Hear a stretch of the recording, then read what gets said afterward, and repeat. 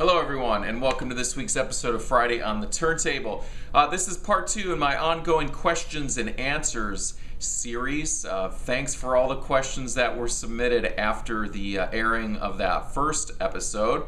Let's get things going right away. First question comes from Adam's 80s Heaven. Hello Adam, your question was no surprise knowing who your favorite artist is. You asked me, what is your favorite Madonna album and song? Favorite Madonna album, Ray of Light. Favorite song, I'm going to go with 2 on this one because I really can't decide. A deep cut off of the Like a Prayer album, Spanish Eyes, wonderful track.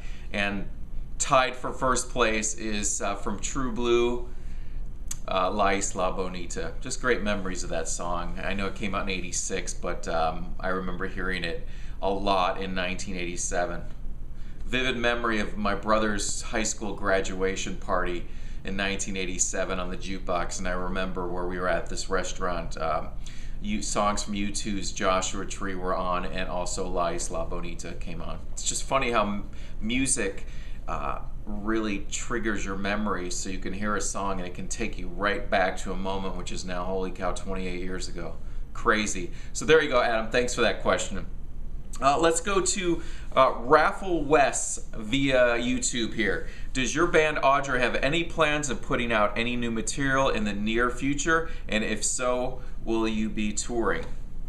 Thank you for that question. As far as new material goes, first I want to talk about this. We're releasing this hasn't really been announced yet, but we're releasing a cassette box set, reissuing the first 3 Audra albums along with a bonus cassette that's going to have a lot of cool stuff on that. That's going to be coming shortly. I can show you actually the first 2 albums that are going to be in this one. There's the first album. It's on a lovely brown cassette, and there's Going to the Theater, which is on this really nice red. So it'll be housed in a box, and that'll be coming out soon. And one of the whole reasons why we're doing this cassette box is obviously for the people that collect cassettes, but also the proceeds that we're going to get from the sales of that are going to go to begin the funding of the vinyl reissue campaign. So and those cassette boxes are only going to be limited to 100 of those, so they're going to be super limited edition, and like I said, it'll help spark getting the first 3 albums reissued on vinyl. I have a solo single that's going to be coming out very shortly here. I just gave it to my brother to get out the final mix done, so that'll be coming shortly. That'll most likely be just a digital only single, and if you're unfamiliar with my previous 2 singles, I've Wasted So Much Time and A Song for the Winter, I'll have those linked down below, or you can always check it out on the Audra Bandcamp page or audramusic.com. As far as new material, we have a lot of songs written. I've been going through the vaults of Audra stuff, and there are lots and lots of songs going all the way back to the 90s, all the way up till new songs that we had written with for the 4th album. So hopefully in the near future here, live shows. It's very expensive to tour right now, and we're just hoping to get some offers from some promoters so we can get out and do some selective shows. But man, love nothing more than to get out on the road with Audra and play all over the place. So thanks for that question. This next one's from James Laban. Hello, James. This was a great question. I had to make a list here and really ponder this one. But James asked, I'd like to know your take on bands who have had success who continue on with a different lead vocalist. Good idea to keep the same name or bad form? Like I said, I pondered this a lot, and I really think it comes down to 2 things. How long the band was around before they switched singers, and what their level of success was. So if you look at AC/DC, Bon Scott died, and then they brought in Brian Johnson. It really worked well. Another example is the band Journey. Their initial singer, Greg Rowley, who was previously the singer of the band Santana, then Steve Perry joined in and he became the lead singer, and that worked out really well, and the band was even more successful, just like I think, you know, AC/DC, Back in Black hit their first album with Brian Johnson, and that was huge and probably their biggest album.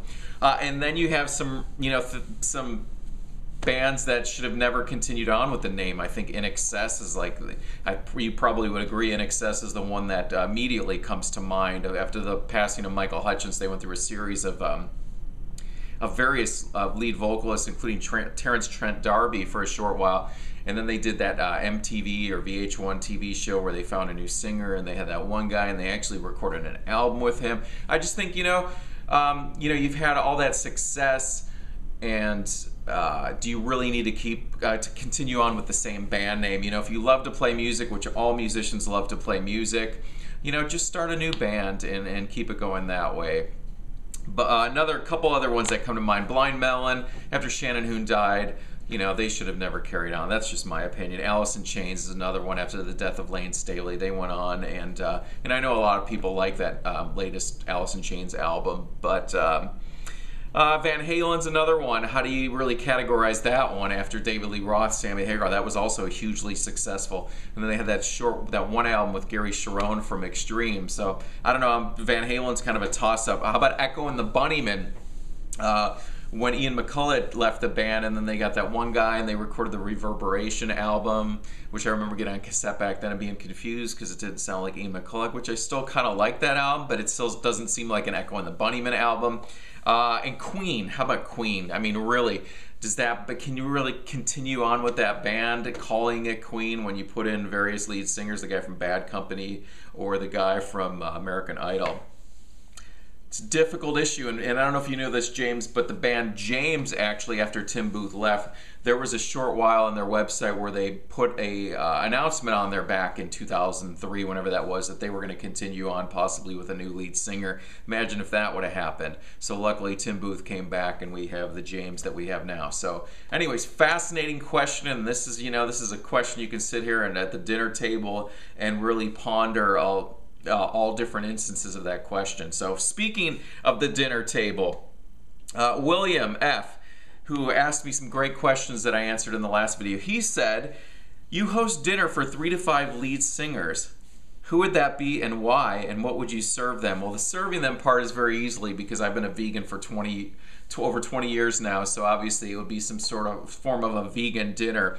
And 5 singers, I went with ones that I would think would be really interesting. Let's go with Nick Cave. Let's go with Robert Smith from The Cure. Let's go with Bono from U2, David Bowie, and to make it even more interesting, let's throw Morrissey in there. How great of a dinner would that be? Anyways, dream come true right there. All right, this one's from Casey V via Facebook. Where do you think Joy Division would have gone if Ian Curtis had never died? Would they be as famous? How successful do you think they would have been? And what would they have sound like?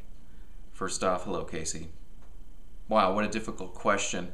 Joy Division, the 3 musical members of the band, the guys that were writing the music, Peter Hook, Stephen Morris, Bernard Sumner, they were creating the music. So, would the albums that followed closer, would they have started to kind of morph into the way New Order sounded? It's really hard to say. That first New Order album, Movement, sounds very similar to Joy Division, and after that it started progressively getting more and more electronic. So who's to say as to what their sound would have been like, considering that those were the 3 guys that were constructing the music? Would they have been as famous? As sad as it is, I think some bands are, when someone passes away from a band, depending on the level of them, they do get a boost in attention. But those Joy Division records are great regardless if Ian Curtis had passed away or not. So I think they would still be legendary regardless to that. On a 3rd Joy Division album, who knows what that what would that have been like? And since Ian Curtis took his own life the eve before they embarked on a U.S. tour, who knows what the fame they could have achieved. But it's a difficult question to speculate, but interesting nonetheless. I'm looking forward to hearing what other people think of that topic right there. So thanks for the question, Casey. All right, this next question comes from Sierra. Hello, Sierra, and hello, Jason. What's up, guys? You asked me a series of questions. I'm just going to pull out the first question and then save the rest for upcoming videos. Who are your favorite artists / bands to come out within the past 5 years? I made a list here within just a couple of minutes of the ones that immediately came to mind. I'm sure I'm going to leave off some great ones that I'll remember after this video is uploaded, but here we go. Sky Ferreira, without a doubt, immediately comes to mind. And, most of these are around the 5-year mark. If they're a little bit past 5 years, no big deal. How about Zola Jesus? I think her first album came out 6 years ago, but what a phenomenal artist. First Aid Kit from Sweden, the 2 sisters, great. Savages, excellent band. The Big Pink, who are still waiting to come out with a third record. Come on, guys, what's going on? The Black Rider, Chelsea Wolfe. I know you guys both love Chelsea Wolfe. How about Lana Del Rey, Future Islands, Lord? Those are just ones that come to mind. I think all outstanding, and just we have a great future to look forward to from all those artists that I listed there. So thanks for that question, Sierra. Yeah. As I did in the previous question and answer video, I'm going to keep this as an ongoing part of this series. Thanks to William. Favorite song lyrics that you wish you wrote? Let's kick things off here with The Cure's Disintegration, the opening track, Plain Song. Sometimes you make me feel like I'm living at the edge of the world. It's just the way I smile, you said. From the late, great Elliott Smith. From his final studio album that was released after he passed away, the song Twilight. Haven't laughed this hard in a long time. I better stop now before I start crying. If you don't know that song, Twilight, look that up immediately. If you don't know Elliott Smith, look him up immediately. I'm going to put links down below so you can check out these songs and see which ones I featured here. From U2's Zooropa, 1993. Oh, by the way, I had several people ask me how were the U2 shows that I saw last weekend. I caught them on Friday and Saturday at their stop here in Phoenix. It was outstanding. Such a great live band. I think everyone, regardless of your level of how interested you are in YouTube, everyone should see them live. It's just a whole other experience, and seeing them live is like any other band that I've ever seen, and I've seen them at U2 now lots of times. So this is from the song Stay.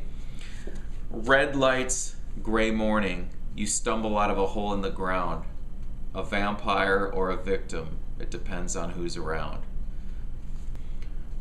Alright, this next one comes from a band called Human Drama, which many of you are probably unfamiliar with. We were label mates with them on the Project label for a while, and we did tour with them, did shows with them, and Gene Loves Jezebel, and various other people. Their songwriter and frontman, Johnny Indovina. This is a song called Fading Away, and I've actually did a cover of this song before, and I think it's just this song is just a testament to, you know, those of you that had, you know, parents that worked really hard and worked harder than you've ever had to work to provide for you. This line always just hits me hard, and he says, I can't take the guilt. I feel like a thief when compared to my father. He fed me then, he feeds me still. What have I ever done? If you're unfamiliar with, I'm going to have a link for that track. It's just, this whole album is excellent. Human Drama. All right, lastly, I could have chosen a lot of songs from this one and a lot of quotes from this particular song, but I'm going to go with I'll Be Your Mirror from the Velvet Underground and Nico. I find it hard to believe you don't know the beauty that you are. But if you don't, let me be your eyes, a hand to your darkness so you won't be afraid. Velvet Underground, I'll Be Your Mirror, Lou Reed. Alright, so keep the questions coming, and we'll keep these videos going. So thanks for watching. Thank you to everyone who submitted questions for this video, and I look forward to getting more and hearing your responses to these ones. So thanks for watching. Have a good weekend.